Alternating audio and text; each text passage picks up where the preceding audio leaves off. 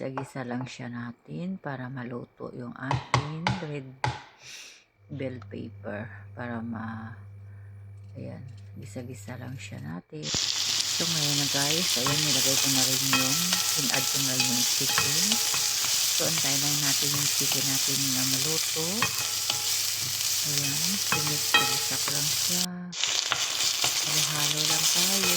Halo-halo ng pagmamahal ni Valentina. So ngayon guys, kung gusto nyo gawa nito, gayahin nyo lang yung aking Thai chicken. Thai green chicken. Ayan sa guys. So ayaan lang siya natin guys na maluto yan.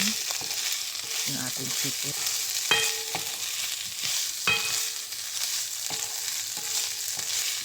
So guys, nilagay ko na yung tamarin.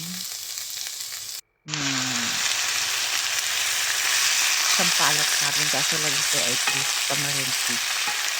Yung sampalak sa atin yung tawag niya. So ngayon guys, ayan na natin nilagay ko na guys yung yung dahon ng lime leaves guys para mabango yung ating niluluto. Yan ang ating niluluto. Ayan guys ay Thai green curry. So ayan, tapos nilagay ko na yung chicharon para yung vegetable niya nilagay ko na siya.